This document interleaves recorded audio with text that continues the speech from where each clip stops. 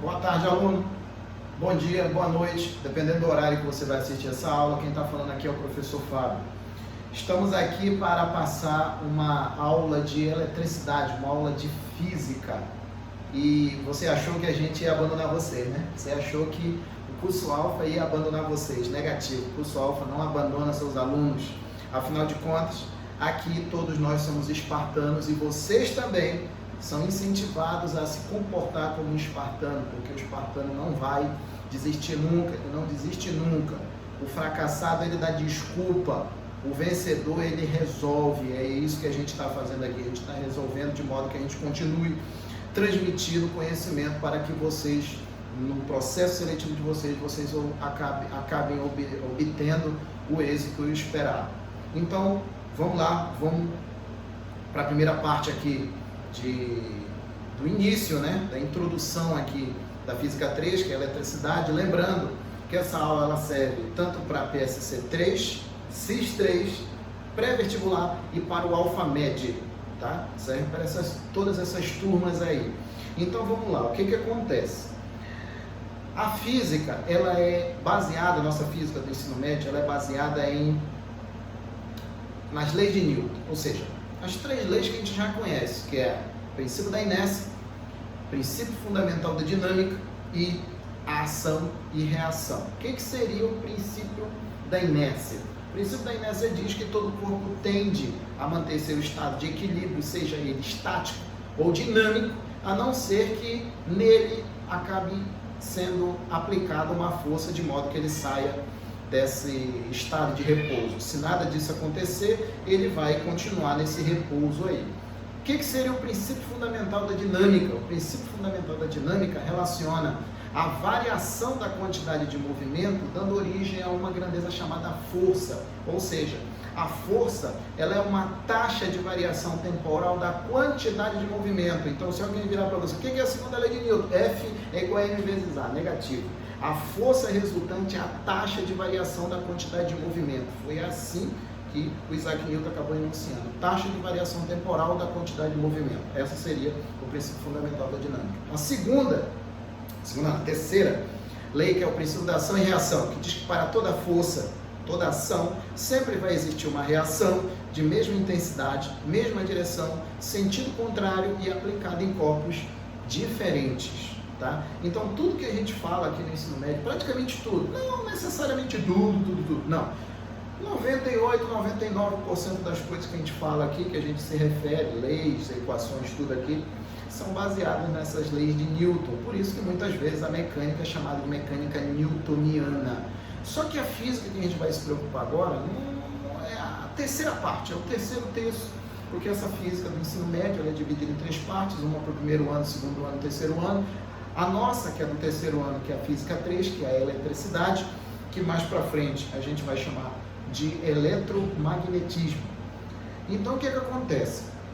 A Física 3, a eletricidade, ela se divide em três partes. Eu tenho a eletrostática, que é a parte da física que estuda as cargas em repouso. Eu tenho a eletrodinâmica, que é a parte da física que se preocupa com as cargas em movimento, que aí eu tenho a corrente elétrica e tal, e todos os fenômenos inerentes a ela. E eu tenho a terceira parte, que é o magnetismo. Mas fala, mas o magnetismo está faltando outra coisa? Não, na verdade está faltando sim, porque é o seguinte, a eletricidade ela já tem conhecimento já há muito tempo, desde o século IV a.C., o Tales de Mileto, com aqueles experimentos dele com âmbar passando na pele de animal, e ele verificando que esse âmbar acabava atraindo, né, objetos leves como galhos de árvore, pequenos pedaços de couro de animal, objetos pequenos. E o magnetismo, que é até mais antigo do que a eletricidade. Só que não existia nenhuma ligação entre a eletricidade e o magnetismo. Não tinha nenhuma ligação entre essas duas partes da física. O que acontece? Passou muito tempo acreditando que era desse jeito. A eletricidade não tem nada a ver com o magnetismo, mas na verdade tem. Isso durou até o século XIX, mais especificamente no ano de 1820, quando um professor dinamarquês chamado Hans Christian Ørsted, dando aula dele de eletricidade e magnetismo, acabou constatando que todo movimento ordenado de cargas elétricas, que é a corrente elétrica, ao redor naquela região por onde está passando essas cargas, vai existir um campo magnético.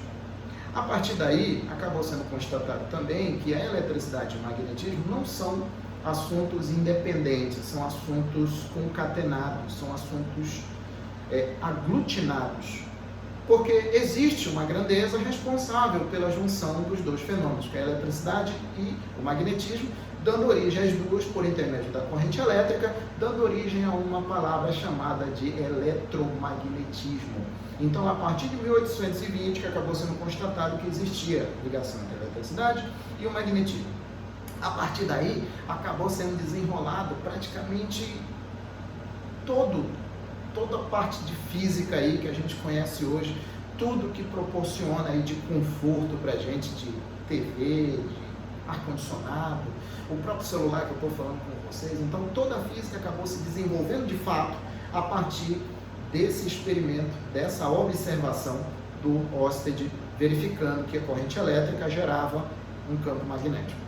Então, mas o que acontece? A gente vai aqui do início, nosso objetivo principal é conceitos básicos. Então, vamos lá, olha só. A física 3, aqui, física, como eu já disse, 3. A física 3 ela é dividida em 3 partes, tá? 3. Eu tenho a eletrostática, que, como eu já disse, é a parte da física 3 que estuda as cargas em repouso. Eu tenho a eletrodinâmica, que é a parte da física que estuda as cargas em movimento. A partir daqui eu tenho o movimento ordenado de cargas elétricas, que a gente conhece como corrente elétrica. Só que essa corrente elétrica ela só existe por causa de uma sequência de fenômenos físicos. Começando pela carga elétrica, depois disso eu tenho o campo elétrico, que é todo subdividido em potenciais elétricos. Esse campo elétrico, por sua vez, ele gera uma força elétrica que realiza um trabalho em cima dos portadores de carga, que a gente vai já ver que são os elétrons, fazendo com que esses elétrons entrem num movimento ordenado. E a essa movimentação ordenada de cargas elétricas dá-se o nome de corrente elétrica, que é exatamente o responsável pelo eletromagnetismo. Depois disso eu tenho o magnetismo. Quando a gente lê a palavra magnetismo, a gente lembra dos ímãs, né? É dos ímãs, mas na verdade são os ímãs mesmo. A parte do magnetismo é a parte que estuda os materiais ferromagnéticos. E quem seriam esses ferros magnéticos? Eu tenho 3 materiais que são considerados materiais ferromagnéticos. Eu tenho ferro, eu tenho níquel e eu tenho cobalto. Esses 3 materiais são considerados materiais ferromagnéticos. Mas qual é a diferença deles em relação aos outros, Fábio? É que eles podem ser imantados. Eles podem se transformar em ímãs, é isso, tá? Aí o que acontece aqui? Tudo que é estudado aqui na eletricidade e no magnetismo, o eletromagnetismo como um todo, depende de uma grandeza, que é o que a gente se inicia aqui, que é a carga elétrica. A carga elétrica, que a partir de agora a gente vai chamar de símbolo Q, esse símbolo Q pode ser um Q maiúsculo ou minúsculo, você só não pode confundir uma coisa, achar que onde a gente vê aquele Q, achar que sempre vai ser carga elétrica. Não, existem outras grandezas que são representadas pela letra Q. Eu tenho quantidade de movimento lá na física 1, eu tenho a quantidade de calor lá na física 2, e aqui eu tenho a quantidade de carga elétrica. A gente chama de maneira simples carga elétrica dada por um Q. Mas esse Q ele pode ser tanto maiúsculo quanto minúsculo, mas independente disso, ela vai representar a carga Q, a carga elétrica, tá? E o que seria essa carga elétrica? Bom, a carga elétrica ela é uma das grandezas principais que tem aqui na física. Por quê? Porque ela que é responsável pelos conglomerados de átomos, por sua vez que formam moléculas, que os conglomerados de moléculas me formam os corpos, que sou eu, vocês, qualquer coisa que você está pegando, esses pincéis, a caneta que você está na mão. Então tudo é formado por átomos, é tudo formado por moléculas. E essas moléculas só têm essa formação desejada por causa da carga elétrica. Mas Fábio, o que seria a carga elétrica? A carga elétrica ela não tem uma definição formal, uma definição cabal do que ela realmente é. Existem outras grandezas aqui na física que não tem uma definição. Ah, carga elétrica é isso, essa grandeza aqui é aquilo. Não. Tem umas que são consideradas como propriedades. No caso, a carga elétrica, ela é uma propriedade. Então, a carga elétrica ela é uma propriedade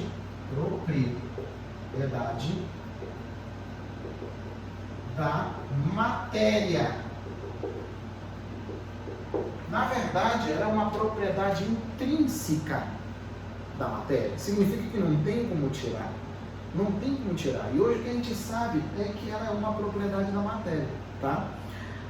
Essa grandeza, carga elétrica, ela é uma grandeza escalar, tá?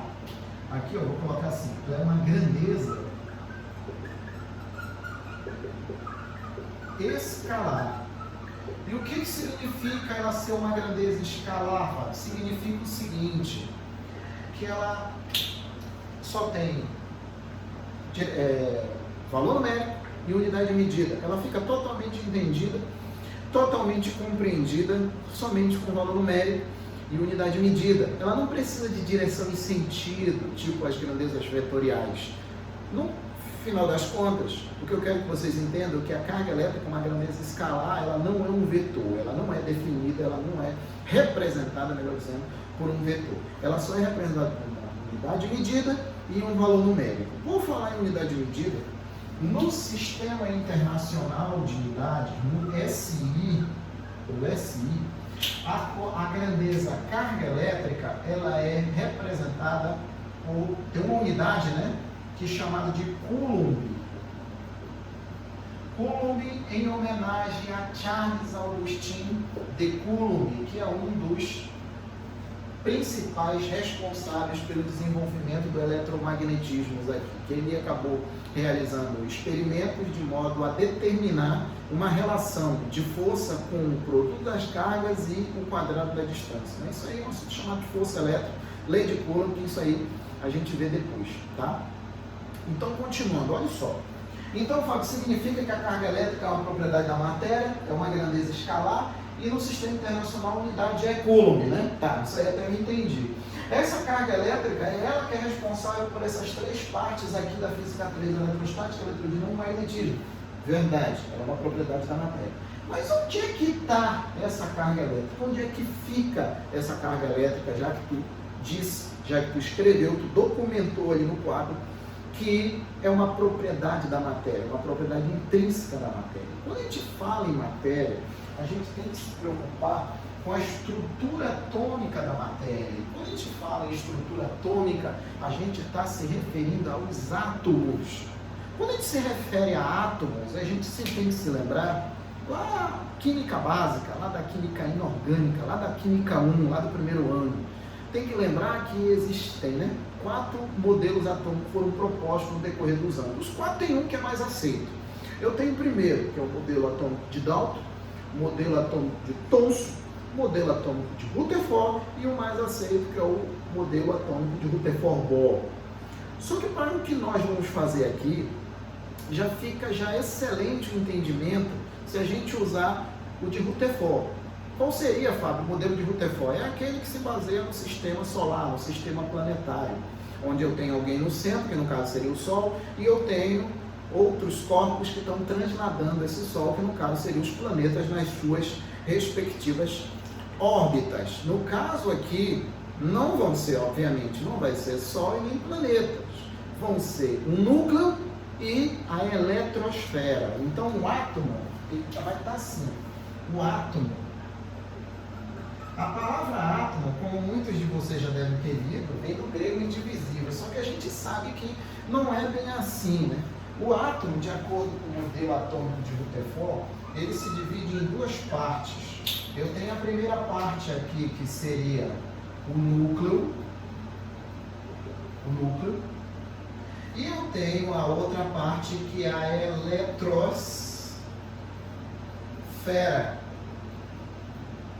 Então eu tenho as 2 partes aqui do átomo de acordo com o modelo atômico de Rutherford. Agora o que acontece? Cada parte dessa, núcleo ou eletrosfera, eu tenho o que a gente chama de portadores de carga ou simplesmente partículas elementares. No núcleo eu vou ter o seguinte, no núcleo eu vou ter duas partículas elementares, que são exatamente os prótons e os nêutrons. Os nêutrons, eles não têm carga, tá? Carga é nula. E os prótons, ele tem carga positiva, tá? Na eletrosfera, eu vou ter os elétrons. E esses elétrons têm carga negativa. Mas, Fábio, de onde é que vem esse negócio de carga positiva e carga negativa? Bom, a gente sabe que tem dois tipos de carga elétrica, a carga positiva e a carga negativa. Mas por que eles são chamados de carga positiva e negativa? É o seguinte, essas duas cargas, tanto positiva e negativa, têm comportamento oposto. Aí foi adotado, isso foi inventado, foi arbitrado a primeira vez que foi sugerido isso foi pelo Benjamin Franklin, um americano político e experimentalista, inclusive foi ele que inventou o para-raios também, como eu já comentei isso em sala de aula. Então o que acontece? Esse sinal de mais ou menos aqui, ele foi arbitrado para representar o comportamento oposto da carga positiva e da carga negativa. E nada mais conveniente de ser representado por positivo e negativo, até porque a gente sabe que lá da matemática, a soma é o inverso da subtração e a subtração é o inverso da soma. E então uma coisa acaba completando a outra. Isso não quer dizer que se tivesse como eu ver um elétron, não ia ter um tracinho nele. Ou se tivesse como eu ver um próton, eu não ia ver uma cruzinha nele. Não tem nada a ver uma coisa com a outra. Isso é uma arbitrariedade, foi inventado. Tá? Então, olha só, o átomo ele tem duas partes, ele tem um núcleo, tem a eletrosfera. No núcleo tem os prótons e os nêutrons. O próton tem carga positiva, os nêutrons têm carga nula, e na eletrosfera eu tenho os elétrons. Mas o que isso tem a ver com o que a gente está estudando aqui? Quem dessas partículas elementares aí vão ser responsáveis pelo eletromagnetismo como um todo? Olha, eu tinha dito aqui que a gente ia levar em consideração o modelo atômico de Rutherford. E o que acontece? Esse modelo atômico de Rutherford é baseado no sistema planetário. Quando eu me lembro lá do sistema solar, eu tenho o Sol e eu tenho os planetas, né? Mercúrio, Vênus, Terra, Marte, e assim até o último planeta, até o oitavo planeta, até o último planeta lá. Então, à medida que eu vou passando de planeta em planeta, de dentro para fora, a tendência é que as distâncias vão aumentando. E aí o que acontece? Quando eu tenho, por exemplo, Mercúrio, que é o mais próximo, Vênus e Terra, vamos pegar vocês como exemplo. Cada planeta desse, eles interagem com o Sol. Só que essa interação é à distância. E essa interação à distância é através de campos de força. Tanto os planetas geram seu respectivo campo de força, quanto o Sol gerando seu respectivo campo de força. Esses dois campos de força interagem e surgindo uma força, que é uma força gravitacional. E essa força gravitacional é sempre de atração.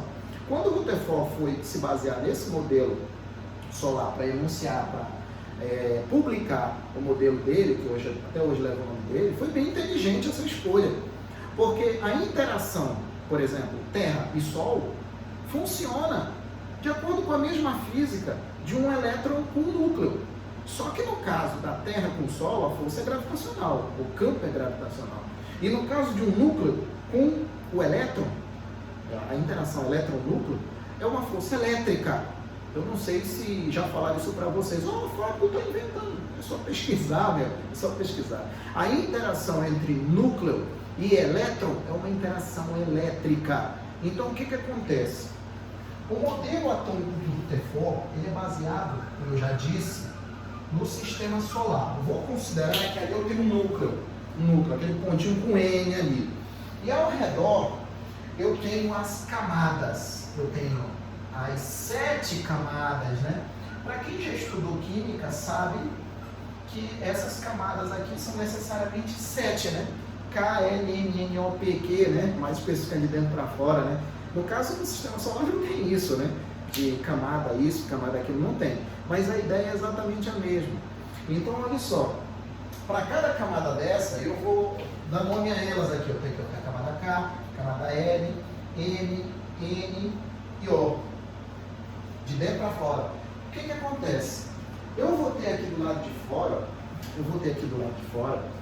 eu vou supor que eu tenho um elétron na camada K, um outro elétron na camada L, um outro elétron na camada M, um outro elétron na camada N e outro elétron na camada O. Aí o cara pode virar para mim, mas Fábio, mas nas camadas não tem mais de um elétron? Realmente, eu sei que tem mais, mas aqui eu não estou dando aula de química, eu estou dando aula de física, eu estou justificando o que você já viu lá na química, o que você viu lá. À medida que eu me afasto do núcleo para o último elétron, o que está mudando é só uma grandeza que está mudando, é a distância. A distância está mudando, porque, olha só, eu vou ter aqui o núcleo, para o primeiro elétron, eu vou ter uma distância que eu estou chamando de R1, do núcleo para o segundo elétron, eu vou ter uma distância que eu vou chamar de R2, para o terceiro elétron, eu vou chamar de R3, para o quarto elétron, eu vou chamar de R4, e para o último elétron, aquele bem mais longe, aquele que está na última camada, também chamado de camada de valência, estou chamando de R5. Eu pergunto para vocês, sabendo, eu já cantei a pedra, sabendo que a interação entre elétron e núcleo é uma força elétrica, qual daqueles 4 elétrons ali, daqueles 5 elétrons, são mais suscetíveis a se soltar de maneira mais simples? O último elétron, né? O elétron mais distante, o elétron que está na última camada, o elétron que está a uma distância R5. Por quê? Porque a força elétrica ela diminui com o aumento da distância. Da mesma forma que a força gravitacional diminui com o aumento da distância, a força elétrica também diminui com o aumento da distância. Porque olha só, como eu já disse, essas interações são todas interações elétricas. Se são interações elétricas, elas são regidas por essa expressão matemática, que diz que a força elétrica é diretamente proporcional ao produto dos módulos das cargas e inversamente proporcional ao quadrado da distância. Aí o cara olha para isso aqui, mas fala, mas eu já vi essa expressão em algum lugar, eu já vi. Lógico que já viu, se você já estudou, se você é do pré-vestibular e já estudou isso, ou se você é do PSC-CIS e já viu isso na escola, você já viu isso aí em algum lugar, já viu na escola, já estudou esse assunto aí.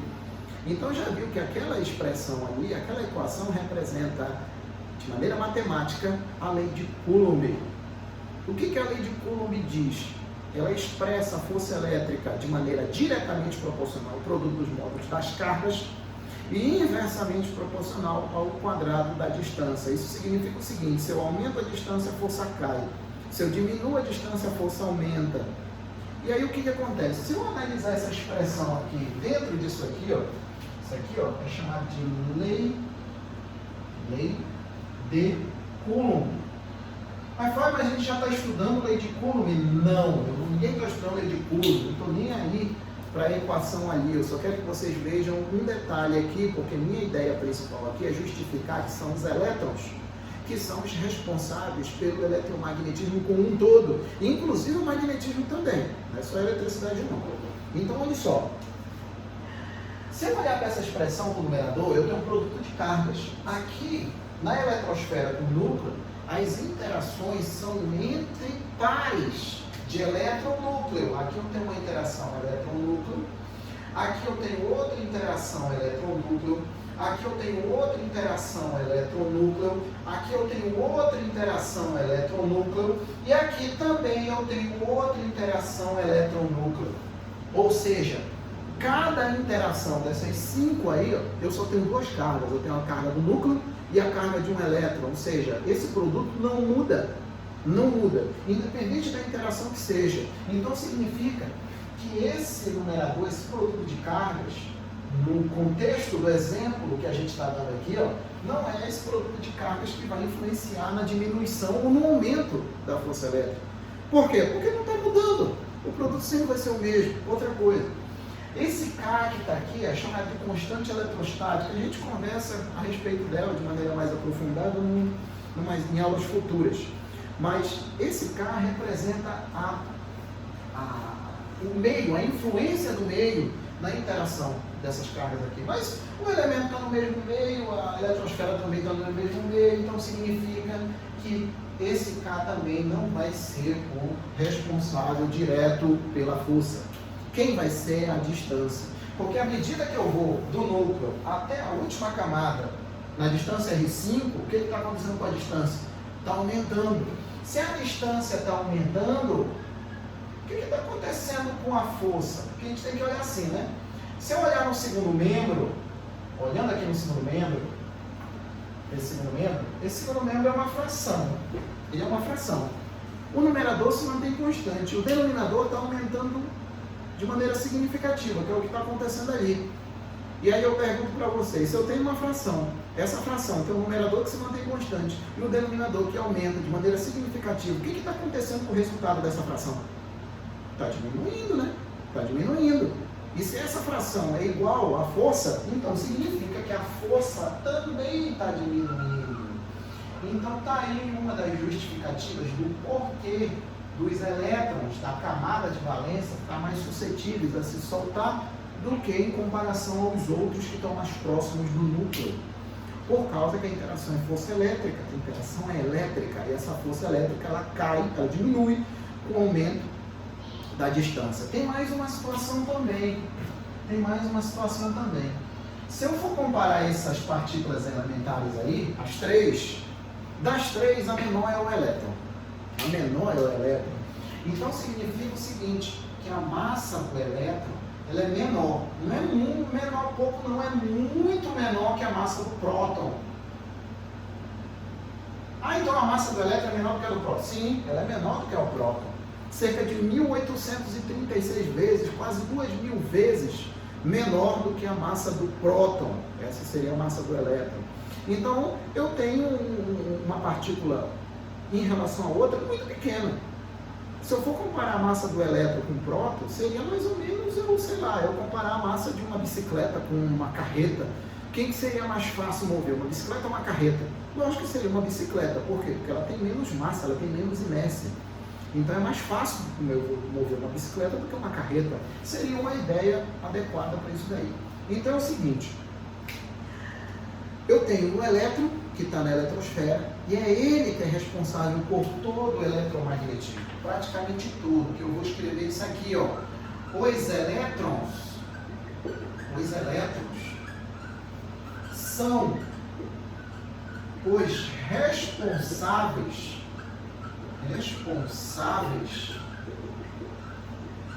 por quase todo eletromagnetismo. Responsável por quase todos os fenômenos eletromagnéticos. Mas fala por que quase todos? Porque dependendo da questão, ele pode resolver meter na questão íons, porque não existe só carga positiva para elétron e carga negativa, carga positiva para próton e carga negativa para elétron. Existem outras partículas também, para nós especificamente vão ser só essas, mas existem outras, existem os íons, existem os pios, outras partículas mais elementares, mas para nós aqui só vão ser essas três. Então para nós aqui, os elétrons são responsáveis por todo o eletromagnetismo por duas justificativas que eu dei aqui. Primeiro, por posicionamento, são eles que estão na eletrosfera, são eles que estão mais suscetíveis a se mover, a serem retirados, porque a força elétrica, então, ela diminui com o aumento da distância. E por questões de massa, porque a massa do elétron é muito menor do que a massa do próton. E aí o que acontece? A partir do momento que esses elétrons se soltam, eles começam a ser chamados de elétrons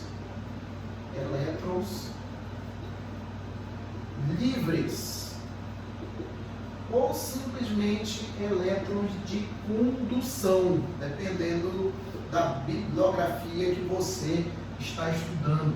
São elétrons de condução. A partir daí, eles começam a pairar pela rede cristalina do material por questões de temperatura.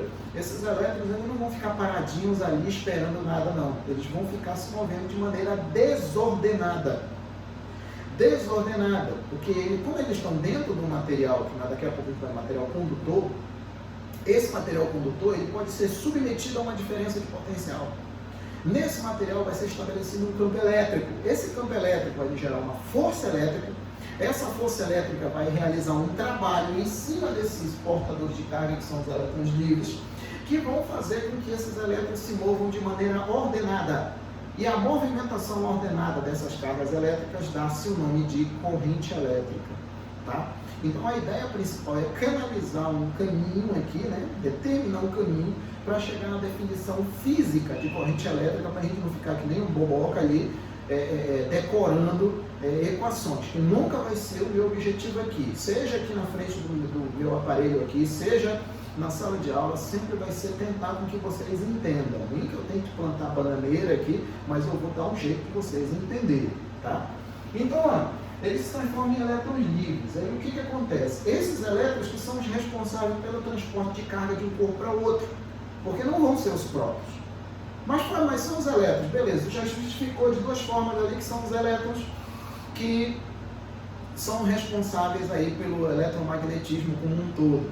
São eles que vão transportar a carga de um corpo para outro, tá? Beleza, isso eu já entendi. E os elétrons, eles não saem do núcleo, não? Não. De maneira simples, não. Os elétrons só vão sair do núcleo se e somente se for usado um procedimento físico chamado de fissão nuclear, que significa quebrar o núcleo atômico de modo que você acabe gerando uma reação em cadeia, quebrando outros núcleos de átomos, liberando uma energia, uma quantidade de energia muito grande. Isso é um princípio da bomba atômica. A gente não está estudando física nuclear aqui. A nossa física é bem simples. Perto da parte de física nuclear, isso aqui é bem simples, tá? Então, a não ser que a questão fale do contrário, o nosso responsável por tudo que acontecer aqui vão ser os elétrons, tá? Já que tu está falando aí, Fábio, que são os elétrons que são transportados de um corpo para outro, o que acontece com o corpo quando ele recebe carga negativa ou perde carga negativa? Ele fica eletrizado. Ele fica eletrizado. Só que quando essa carga é passada de um corpo para outro, ou de outro por um, essa carga sempre ela passa em números inteiros. Como assim fala números inteiros? É o seguinte, vamos considerar que eu tenho uma sala de aula, e nessa sala de aula eu tenho 20 pessoas, contando com o professor. E aí o que acontece? Nessa sala não tem ninguém mutilado e nenhum mutante. Todo mundo tem 2 braços. Se eu tenho 20 pessoas, tocou o sinal, vai todo mundo embora. Eu pergunto, quantos braços vão passar pela porta? É fácil de fazer essa conta. É só você lembrar que cada pessoa tem 2 braços. Se são 20 pessoas, então passou 40 braços. E se fosse 30 pessoas, Fábio? 60 braços. E se fosse 10 pessoas, Fábio? Então seriam 20 braços. Nota que sempre é um valor inteiro. Sempre é um valor inteiro. E esse valor inteiro ele é sempre múltiplo de uma constante. Quem seria esse valor constante? O número de braços. Pode prestar atenção, que eu só consigo mexer na quantidade de pessoas, tanto para mais ou para menos. Mas o que eu multiplico por essa quantidade de pessoas para achar o total de braços sempre é 2. Porque cada pessoa carrega 2 braços. A ideia é exatamente para cá. É exatamente o que a gente tem aqui. Isso significa o seguinte, essa conta que a gente estava fazendo de pessoas não é um número específico, mas para cá sim. A partir de agora eu vou começar a numerar, tá? Eu vou chamar isso aqui de 1. E a carga elétrica, ela é quantizada. No exemplo que eu estava dando aqui, era uma quantificação que a gente estava fazendo. Aqui eu também faço, só que aqui na eletricidade a gente chama de quantizar. Eu vou colocar aqui. Quantização da carga elétrica. E o que significa quantizar a carga elétrica? O que significa a carga elétrica ser quantizada? É o seguinte, a carga elétrica, preste atenção no que eu estou falando, a carga elétrica ela só pode ser expressa por números múltiplos de uma constante. Fala, não entendi nada. Quando eu estava usando o exemplo dos braços, o valor ele era sempre múltiplo da constante. Quem era a constante 2, aqui a ideia é a mesma. O valor numérico que está representando a carga, ele sempre tem que ser múltiplo de uma constante. Cada constante dessa leva um número, que é a carga elementar. Então, olha só, Aqui, quando eu estava botando o exemplo aí, o exemplo é o número de braços. Aqui, ó, a constante é a carga elétrica elementar. Elementar. Carga elétrica elementar, o símbolo é um E. Não é de elétron, tá? É de elementar, tá? E essa carga elementar é a menor quantidade de carga elétrica encontrada na natureza. É uma constante. Essa constante não foi tirada da cartola ou de uma fenda no tempo ou qualquer coisa do tipo. Negativa, essa carga elétrica foi medida. Ela foi medida no ano de 1910 por um americano chamado Robert Andrews Millikan, por um emblemático experimento chamado de experimento da gota de óleo. E essa constante vale 1,6 vezes 10 a menos 19. Positivo para os portadores de carga positivo, negativo para os portadores de carga negativa. No nosso caso aqui, eu tenho carga positiva e negativa, próton e elétron. Então, significa que os elétrons e os prótons têm a mesma carga elétrica? Isso mesmo. Tanto o elétron quanto o próton têm a mesma carga elétrica, só que com um sinal contrário, lógico. Então tem aqui, ó, que para os prótons eu tenho mais 1,6 vezes 10 a menos 19 coulombs. E para os elétrons eu tenho menos 1,6 vezes 10 a menos 19 também coulombs. Então esse valor de carga elétrica é a mesma, tanto para elétron quanto para próton, beleza? Aí olha só, eu estava dizendo aqui, eu já tinha dito aqui no início, que essa carga elétrica aí, ela é transportada de um ponto para outro por intermédio dos elétrons. São os elétrons que são responsáveis de passar de um para outro, de um ponto para outro, transportar a carga de um ponto para outro, pelas justificativas que a gente já fez aqui. Então olha só, baseado nisso, os corpos, eles têm carga elétrica, tanto positiva quanto negativa, tem os dois ali. Pode estar diferente a quantidade ou pode estar igual. A gente tem aqui uma situação que a gente chama de corpos eletrizados. Eletrizados. Aí olha só, quando que um corpo vai estar eletrizado? É o seguinte, quando que o corpo vai estar eletrizado? Ele vai estar eletrizado quando o número de elétrons for diferente do que o número de prótons. Então, quando eu tenho um corpo, ele tem um número de elétrons diferente do que o número de corpos, do que o número de prótons, melhor dizendo, esse corpo ele está eletrizado. Ou ele está com carga positiva ou negativa, não interessa, mas ele tem uma diferença de portadores de carga positiva e negativa. Quando ele tem uma diferença de portadores de carga positiva e negativa, ele está eletrizado. Eu tenho 3 situações para cá, que eu vou enumerar desse jeito, tá? Eu ainda estou no item 2, aqui eu vou chamar de item 2.1. No item 2.1 eu vou considerar que eu tenho um corpo, sendo que esse corpo ele tem algumas cargas positiva, negativa, positiva, negativa, positiva, negativa, positiva, negativa e positiva, negativa também. Olha só, eu só coloquei ali, ó, 10 cargas, né? 5 de uma, 5 da outra. Mas tem bilhões de cargas. É verdade, tem bilhões de cargas. Só que eu estou considerando que só tem esses 5 para ficar mais fácil das nossas contas, a gente pensar rapidamente. Porque o que interessa para mim é o entendimento de você. Não está fazendo conta não. Eu também estou fazendo conta aqui. Conta fica para outra oportunidade. Então eu tenho 5 de carga. Se eu olhar aqui, eu tenho 5 cargas positivas e 5 cargas negativas. Então eu tenho que o número de elétrons é exatamente igual ao número de prótons. Se o número de elétrons é exatamente igual ao número de prótons, significa que o corpo está eletricamente neutro. Como é que é, menino? Eletricamente neutro. E ele estando eletricamente neutro, a carga líquida dele é igual a 0. Ah, Fábio, então significa que se ele tiver com a carga 0 e o número de elétrons é igual ao número de prótons, ele não tem carga negativa. Senão estaria me contradizendo aqui, ó, no início, que eu estou com propriedade da matéria, então não tem como tirar.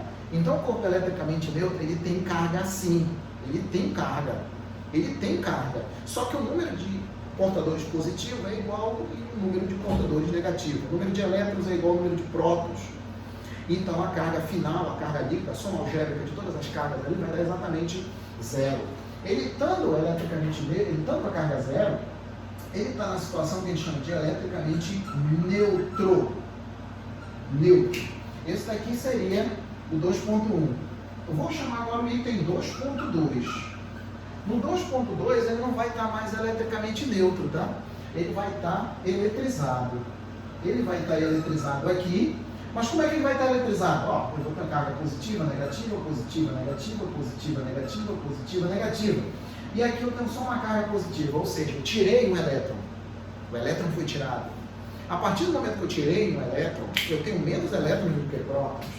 Então eu tenho aqui, ó, que o número de elétrons é menor do que o número de prótons. Se o número de elétrons é menor do que o número de prótons, esse corpo ele não está mais eletricamente neutro, ele está eletrizado.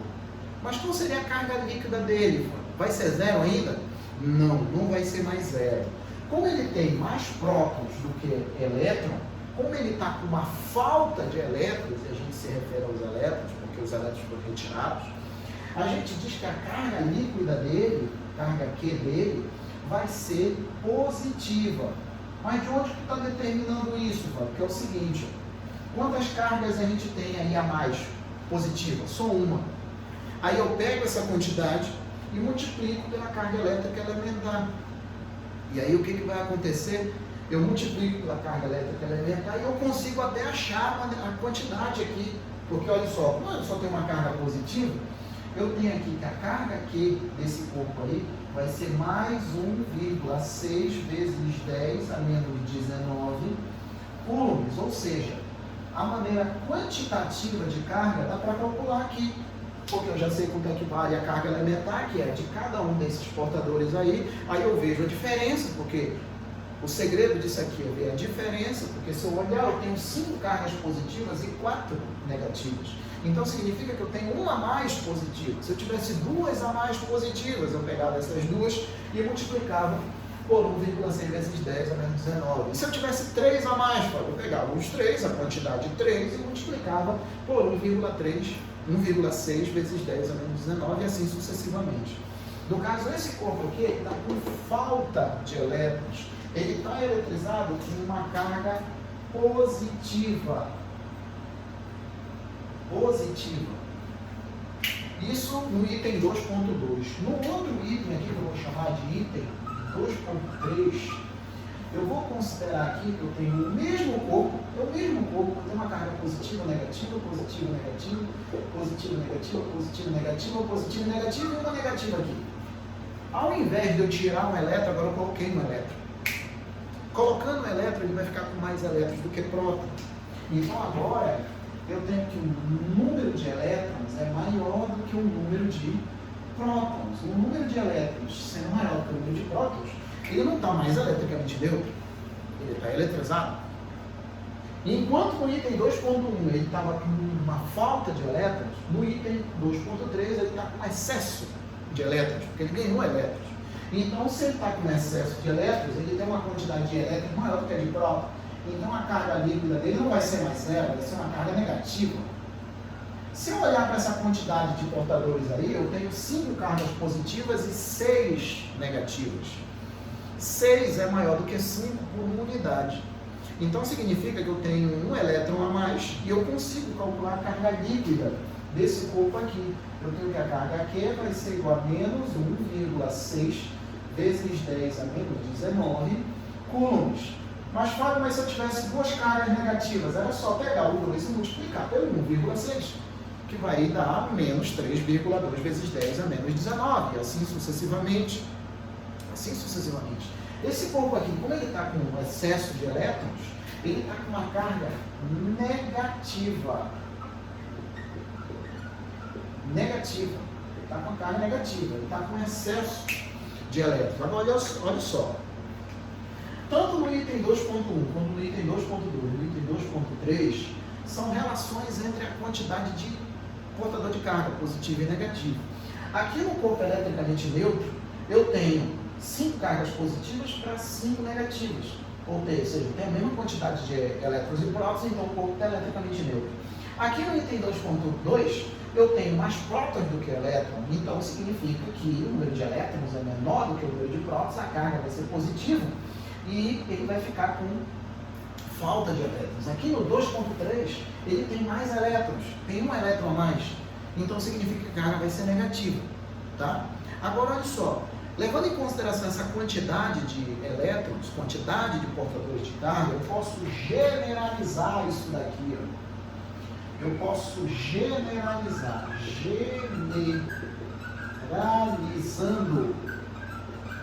generalizando para N portadores de carga elétrica.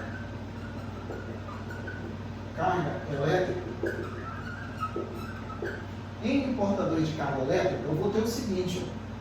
Como eu sei que basta eu pegar a quantidade de portadores, a diferença, né, de positivo para negativo, e multiplicar pela carga elementar, eu posso justamente fazer isso aqui, ó, que a quantidade de carga total de um corpo vai ser mais ou menos N vezes E, onde esse N é o número de portadores de carga. O N é o número de portadores de carga e o E é a carga elementar. Tá? E outra coisa, esse N aqui, ó, esse N, ele é sempre um número inteiro. Ele é sempre um número inteiro, tá? Vai ser sempre um número inteiro, isso não vai mudar. É aquela situação da quantidade de pessoas que eu tinha usado no exemplo da sala. Não tem como, se tinha 20 pessoas na sala, não tem como passar 19,5 pessoas. Ou vai passar 20, ou vai passar 19, ou vai passar 18, ou 17, ou 30, ou 35. Sempre números inteiros. É a mesma ideia para aquele N ali. Da mesma forma, quando passa um elétron para cá, para esse corpo, ou é retirado um elétron desse corpo, não vai ser tirado um meio elétron, ou vai ser colocado 1,5 elétron negativo. É sempre 1, 2, 3, 4, 5. E assim sucessivamente, sempre sendo números múltiplos, sendo números inteiros. Tá? Agora, olha só, recapitulando tudo aqui, para a gente encerrar. Tá, Fábio? Seguinte, a física 3 tem essas três partes. A carga elétrica é que vai determinar tudo que tem aqui no eletromagnetismo. E essa carga elétrica é uma propriedade da matéria. Beleza. É uma grandeza escalar, ou seja, é determinada por um valor numérico e unidade de medida. Beleza. Essa unidade de medida é no sistema internacional dada em Coulomb, em homenagem a Charles Augustin de Coulomb. O modelo atômico que a gente está levando em consideração de Rutherford, que eu tenho o átomo com núcleo e a eletrosfera. No núcleo eu tenho os prótons com carga positiva e eu tenho os nêutrons com carga nula.